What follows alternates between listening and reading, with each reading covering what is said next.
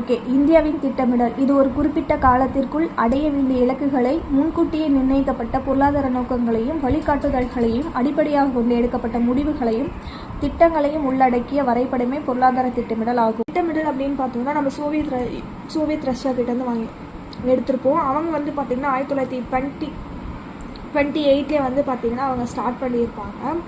நாம் வந்து பார்த்திங்கன்னா விடுதலை அடைந்து தொழில்கொள்களை அறிவிக்கப்பட்டதுக்கு அப்புறம் திட்டக்குழு வந்து பார்த்திங்கன்னா எப்போ வந்து அறிவிச்சிருப்போம் அப்படின்னா March 15, 1950 அறிவிக்கப்பட்டு எப்போ ஸ்டார்ட் ஆகிருக்கும் திட்டக்குழு அப்படின்னா ஃபஸ்ட்டு திட்டக்குழு எல்லாருக்குமே தெரியும் April 1, 1951 வந்து ஸ்டார்ட் ஆகிருக்கும். ஓகேவா?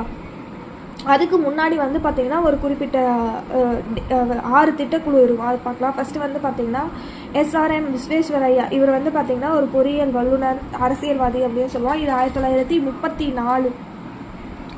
அது மட்டும் இல்லாமல் அடித்தளத்தை ஃபஸ்ட்டு போட்டதும் அவர் மட்டும்தான். அவர் தன்னுடைய ஆலோசனையாக 10 ஆண்டு திட்டம் ஒன்றை அவர் எழுதிய இந்திய பொருளாதார திட்டமிடல் அப்படின்ற புக்கில் சொல்லியிருப்பாங்க. ஓகேவா? அப்போ இந்திய பொருளாதார திட்டமிடல் அப்படின்ற புத்தகத்தை எழுதியவர் யாருன்னு கேட்கலாம்.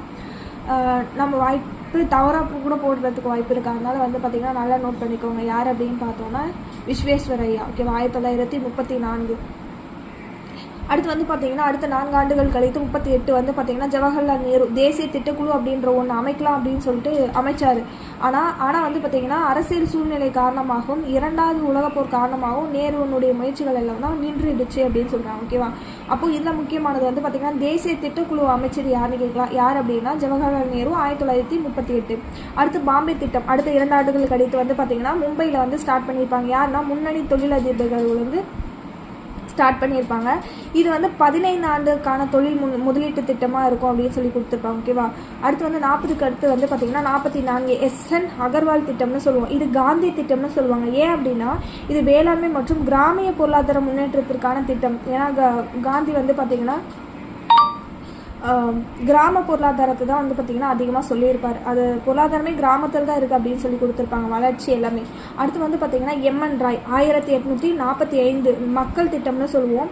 இது வந்து பார்த்திங்கன்னா வேளாண்மை உற்பத்தி மற்றும் விநியோகத்தை இயந்திரமயமாக்குது நுகர்வு பொருட்களை பற்றி. அடுத்து வந்து பார்த்திங்கன்னா ஜெயபிரகாஷ் நாராயண் 1950.